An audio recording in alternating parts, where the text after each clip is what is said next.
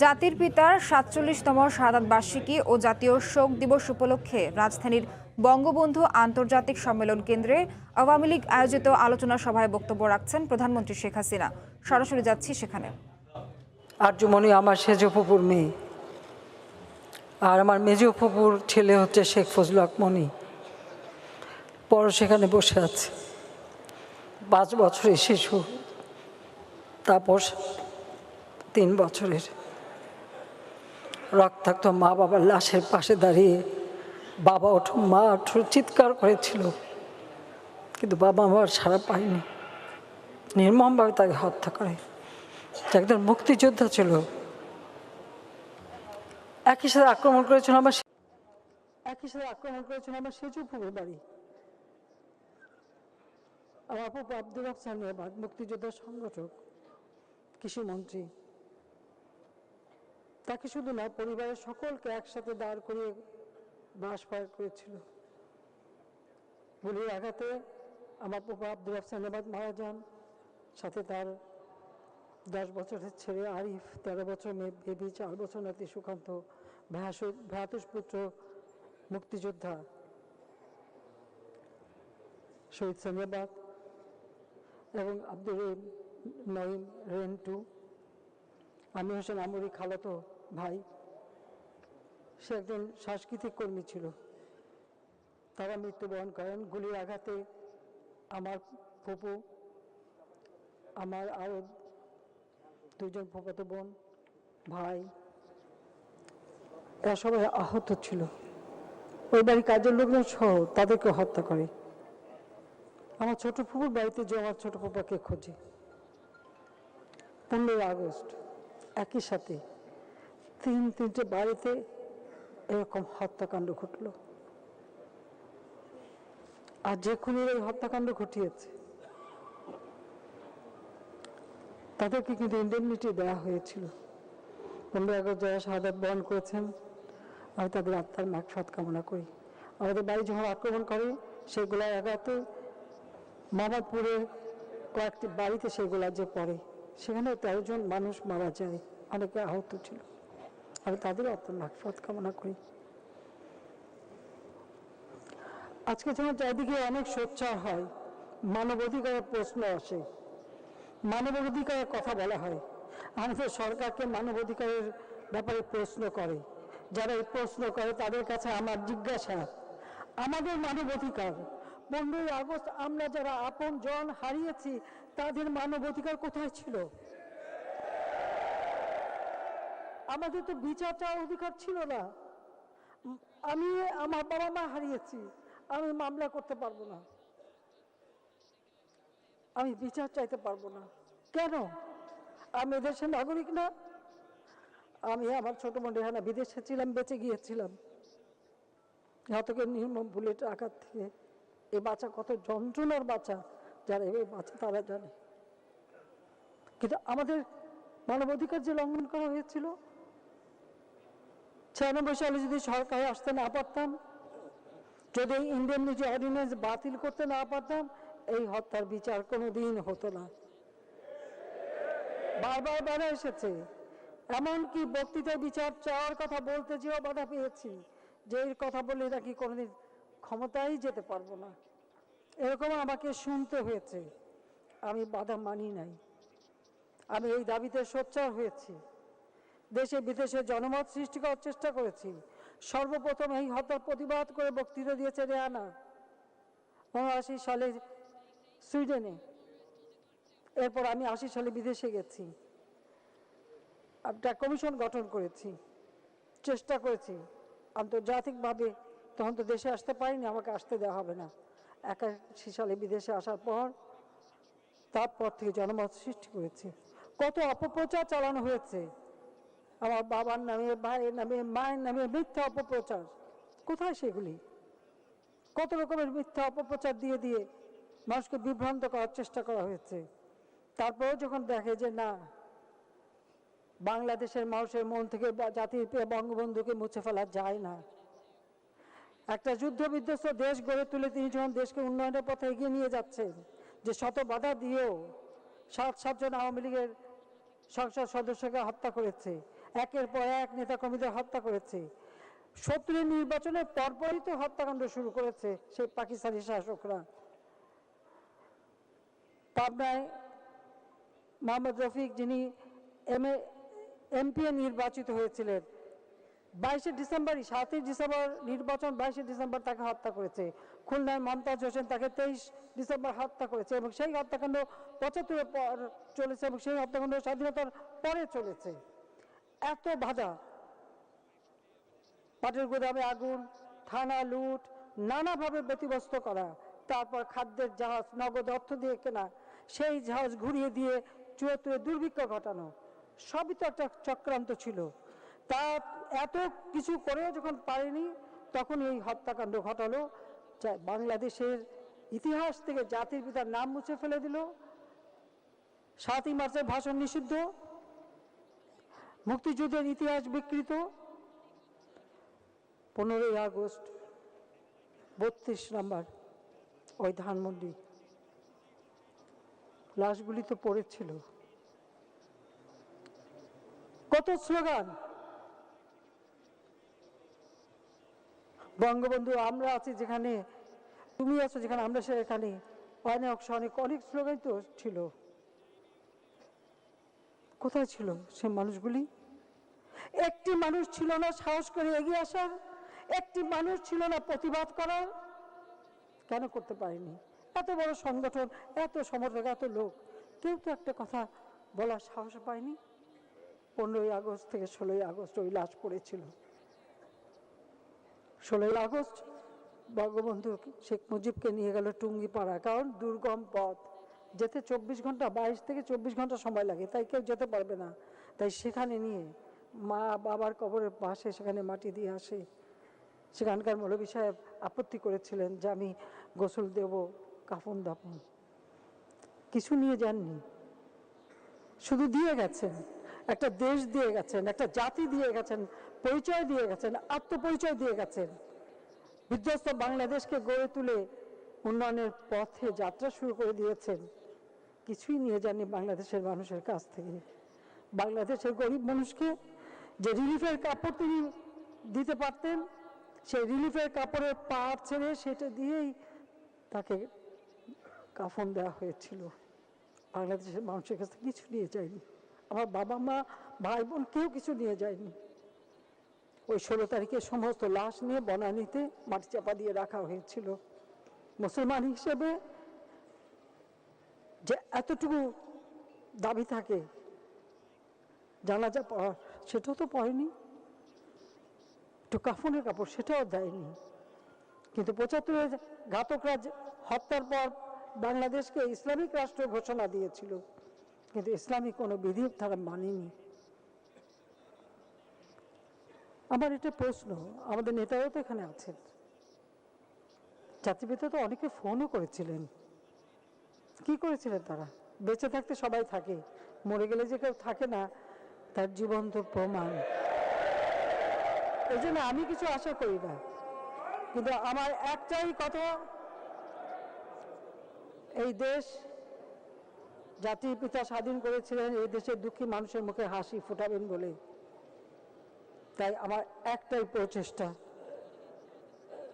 সব সহ্য করে নীলকণ্ঠ হয়ে শুধু অপেক্ষা করেছি কবে ক্ষমতায় যেতে পারবো আর এই দেশকে জাতির পিতার স্বপ্নের দেশ হিসেবে গড়ে তুলতে পারবো, দুঃখী মানুষের মুখে হাসি ফোটাতে পারবো, তাহলেই এই হত্যার প্রকৃত প্রতিশোধ নেওয়া হবে। আর বিচারের বাণী তো নিবৃত্ত কাজে। আমি ফিরে এসেও তো বিচার করতে পারিনি। আমি 81 সালে ফিরে এসেছি, 96 সালে সরকারে গিয়েছি, এই সময় কতবার ওই হাইকোর্টে গিয়েছি, বক্তৃতা দিয়েছি, বিচার আদালতে গেছি। আমাদের তো মামলা করারও অধিকার ছিল না, কারণ ইন্ডেমনিটি দিয়ে তাদেরকে পুরস্কৃত করা হয়েছে, পুরস্কৃত করে বিভিন্ন দূতাবাসে চাকরি দেওয়া হয়েছে। তাদের এই খুনিদেরকে রাজনৈতিক দল গঠন করবার সুযোগ দেওয়া হয়েছে। জিয়াউর রহমান তাদের নিজে উদ্যোগী হয়ে লিবিয়াতে তাদের আশ্রয়ের ব্যবস্থা করে দিয়েছে। পাকিস্তানের প্রেসিডেন্ট ভুট্টোকে অনুরোধ করে তার মাধ্যমে লিবিয়ার প্রেসিডেন্ট গাদ্দাফিকে সাথে কথা বলে এই খুনিদের সেখানে রাজনৈতিক আশ্রয়ের ব্যবস্থা করে দিয়েছে এবং পরবর্তীতে এদেরকে বিভিন্ন দূতাবাসে চাকরি দিয়ে জিয়াউর রহমান পুরস্কৃত করেছে। সে যদি খুনি না হবে, ষড়যন্ত্রকারী না হবে, তাহলে খুনি মোস্তাক তাকে সেনাপ্রধান করবে কেন, আর সে এই খুনিদেরকে কেন আশ্রয়ের ব্যবস্থা করে দেবে? শুধু সেখানেই থামে নাই। ব্যারিস্টার মইনুল হোসেন অনেক কথা বলেন, আপনারা শুনেন। আইনজীবী সুধী সমাজ সুশীল বাবু, তিনি কি করেছিলেন? ওই খুনি পাশা এবং হুদাকে নিয়ে তিনি একটি রাজনৈতিক দল করেছিলেন, প্রগতিশীল গণতান্ত্রিক শক্তি প্রগোষ। ব্যারিস্টার মইনুল হোসেন প্রগতিশীল গণতান্ত্রিক শক্তি নামে, প্রগোষ নামে তিনি একটি রাজনৈতিক দল গঠন করেন। আর জেনারেল এরশাদ সে এসে ওই খুনি ফারুককে দিয়ে ফ্রিডম পার্টি গঠন করায়। আর খালেদা জিয়া তো আরো এক ধাপ উপরে। খুনি ফারুক, রশিদ এবং হুদা তাদেরকে নির্বাচনে প্রার্থী করে, ফারুককে জিতাতে পারেনি, যে কোনো কারণে হোক। সেখানকার প্রশাসন সে কথাটা মানি। সেই 15ই ফেব্রুয়ারি 96 নির্বাচন, ভোটারবিহীন নির্বাচন নিয়ে, যে নির্বাচনে কোনো দল অংশগ্রহণ করে নাই, সেই নির্বাচনের মাধ্যমে রশিদ আর হুদাকে চুয়াডাঙ্গা থেকে, রশিদকে কুমিল্লা থেকে নির্বাচন নিয়ে ঘোষণা দিয়ে পার্লামেন্টে বিরোধী দলের নেতা বানায় খালেদা জিয়া তাদেরকে। এরা কি করে অস্বীকার করবে যে এই হত্যাকাণ্ড ষড়যন্ত্রের সাথে তারা জড়িত না? 96 সালে 15 ফেব্রুয়ারি নির্বাচন, সেই নির্বাচন জনগণ মেনে নেয়নি, আন্দোলন হয়, খালেদা জিয়া বাধ্য হয় পদত্যাগ করতে। 30শে মার্চ সে পদত্যাগ করে। এরপর জুন মাসে নির্বাচন হয়, সেই নির্বাচনে আওয়ামী লীগ সরকার গঠন করে। সরকার গঠন করতে পেরেছিলাম বলেই ইন্ডেমনিটি অর্ডিন্যান্স বাতিল করতে সক্ষম হয়েছে। সেটা বাতিল এত সহজ ছিল না, সেখানে অনেক বাধা। আপনারাই খোঁজ করে দেখবেন যে সেই দিন কারা কারা এই খুনিদের পক্ষে দাঁড়িয়েছিল, ইন্ডেমনিটি অর্ডিন্যান্স বাতিলের পথে বাধা হয়ে দাঁড়িয়েছিল, কোন কোন আইনজীবী, সেটা একটু খোঁজ করে দেখবেন। সেই যাক, আমরা ইন্ডেমনিটি অর্ডিন্যান্স বাতিল করি, খুনিদের বিচারের আওতায় নেই। যেদিন বিচারের রায় হবে সেটা ছিল 8ই নভেম্বর। হরতাল ডেকেছিল বিএনপি, কেন? খুনিদের বাঁচাতে। 8ই নভেম্বর 98 সালের সেদিন হরতাল ডেকেছিল যাতে জজ সাহেব কোর্টে যেতে না পারে, বিচারের রায় দিতে না পারে। কিন্তু জজ সাহেব গোলাম রসুল সাহেব তিনি সাহসী ছিলেন, তিনি গিয়েছিলেন এবং বিচারের রায় ঘোষণা দিয়ে খুনিদের ফাঁসির হুকুম দিয়েছিলেন। খালেদা জিয়া ক্ষমতায় 2001-এ যখন আসে, সব বিচার কার্য বন্ধ। এরপরে আমরা যখন আবার সরকারে আসলাম 2009-এ, যখন এই বিচার কাজ শুরু করি, হাইকোর্টে আমরা আপিল করি, কত বিচারকদের তালিকায় লেখা আওয়ামী লীগের পক্ষের লোক, কোর্টে গেলে তারা বিব্রত বোধ করেন, কারণ এই বিচারের রায় তারা দিতে পারবেন না। আমি জাস্টিস প্রধান বিচারপতি ছিলেন তোফাজ্জল সাহেব, তাকে আমি তার প্রতি কৃতজ্ঞতা জানাই। তার রায় এই খুনিদের ফাঁসি হয়, যেটা আমরা কার্যকর করতে সক্ষম হয়েছি। আজকে যেসব দেশ মানবাধিকারের প্রশ্ন তোলে, আমাদের স্যাংশন দেয়, তারা তো খুনিদের আশ্রয় দিয়ে রেখেছে। এই খুনি রাশেদ, এই রাশেদ ছিল কমান্ডিং অফিসার, যে মিন্টু রোডে যে অপারেশন হয় সেই অপারেশনে কমান্ডিং অফিসার ছিল এই রাশেদ। সেই ওখানে যে খুনি রাশেদ এবং শাহরিয়ার, এদের নেতৃত্বে সেখানে যায়, এবং মাজেদকে আমরা আনতে পেরেছি। কিন্তু রাশেদকে বারবার আমেরিকার সাথে আমরা কথা বলছি, এখনো তাকে তারা দিচ্ছে না, তাকে তারা লালন পালন করে রেখে দিচ্ছে। আর নূর কানাডায়, এদের কাছ থেকে আমাদের কাছে মানবতার মানবতার নিতে হয়, সবক নিতে হয়। তারা আমাদেরকে মানবতার সবক শিখায়, যারা সেই আমার বাবা মা নারী শিশু তাদেরকে হত্যা করেছে, তাদেরকে তারা রক্ষা করে। রশিদ লিবিয়াতে পড়ে থাকে, মাঝে মাঝে পাকিস্তানে যায়। ডালিমের খোঁজ পাকিস্তানের লাহোরে আছে এটুকু জানি, কিন্তু খুব বেশি খবর পাওয়া যাচ্ছে না। মুসলিম উদ্দিন ইন্ডিয়ায় আসামের কোন অঞ্চলে ছিল, বহু চেষ্টা করেছি, তাকে খুঁজে পাওয়া যায়নি। এরা নাম টাম পাল্টে রয়ে গেছে, তবুও চেষ্টা করে যাচ্ছি। এই কয়জনকে আমরা আনতে পারিনি এখনো, বাকি সব খুনিদের একে একে আমরা নিয়ে এসেছি। থাইল্যান্ডে হুদা আটকা পড়েছিল, থাইল্যান্ডের রাজাকে আমি মেসেজ দিয়েছিলাম, তখনকার প্রাইম মিনিস্টার, তারা আমাদের সহযোগিতা করেছিল, তাদেরকে আমরা ফেরত এনেছিলাম। মহিউদ্দিনকে আমরা ফেরত আনতে পেরেছিলাম, আর ফারুক, এরা তো ছিলই। যে কয়জন আমরা পেয়েছি সেই রায় কার্যকর করেছি। আমার প্রশ্ন যে আমাদের মানবাধিকার কোথায়, তার কি জবাব আমরা পাবো? যারা খুনিদের লালন পালন করলো, অর্থাৎ যারা মানবাধিকার লঙ্ঘনকারী, খুনি বা কোনো না কোনো জঙ্গি সন্ত্রাসী, তাদের মানবাধিকার নিয়ে এরা ব্যস্ত। এবং বিএনপি তো এদের মদতদাতা, বিএনপি এদের লালন পালনকারী, কাজে তাদেরকে তারা লালন পালন করে। আমি আজকে এটুকু বলবো যে আমি আওয়ামী লীগের কাছে কৃতজ্ঞতা জানাই, আমি কৃতজ্ঞতা জানাই বাংলার জনগণের কাছে। 2009 নির্বাচনে সরকার আসার পর পরপর 3 বার আমাদের নির্বাচনে ভোট দিয়েছে, আমরা দেশ সেবার সুযোগ পেয়েছি। জাতির পিতার হত্যা শুধু বিচারই আমরা করিনি, আমরা যুদ্ধাপরাধীদের বিচার করতে সক্ষম হয়েছি। পাশাপাশি যে আদর্শ নিয়ে বাংলাদেশ স্বাধীন করেছিলেন জাতির পিতা বঙ্গবন্ধু শেখ মুজিব, সেই আদর্শ আবার ফিরিয়ে আনতে সক্ষম হয়েছি। আজকে বাংলাদেশ দারিদ্র্য বিমোচনে যথেষ্ট আমরা অগ্রগামী, প্রায় 40 ভাগ থেকে 20 ভাগে আমরা নামাতে সক্ষম হয়েছি। আজকে বাংলাদেশে খাদ্যে আমরা স্বয়ংসম্পূর্ণতা অর্জন করতে পেরেছি। বাংলাদেশকে যুদ্ধ বিধ্বস্ত দেশ গড়ে তুলে জাতির পিতা স্বল্পোন্নত দেশের স্বীকৃতি অর্জন করে দিয়ে গিয়েছিলেন, যেটা ধ্বংস হয়ে গেছিল 75-এর পর, আমরা পুনরায় সেটাকে উদ্ধার করে আজকে উন্নয়নশীল দেশের মর্যাদা আমরা অর্জন করতে সক্ষম হয়েছি। জাতির পিতা দুঃখী মানুষের মুখে হাসি ফুটাতে চেয়েছিলেন, আপনারা দেখেছেন। গৃহহীন ভূমিহীন মানুষ, তাদের জন্য তিনি ঘর করে দিয়ে কাজ শুরু করেছিলেন। তারই পরঙ্ক অনুসরণ করে দেশের একটি মানুষও গৃহহীন থাকবে না, মুজিব বর্ষা আমাদের ঘোষণা, আমরা তা বাস্তবায়ন করে যাচ্ছি। একটা ভূমিহীন মানুষ যখন ঘর পাচ্ছে, ঘরের সাথে সাথে তাকে নগদ টাকা, জীবন জীবিকার ব্যবস্থা করে দিচ্ছি।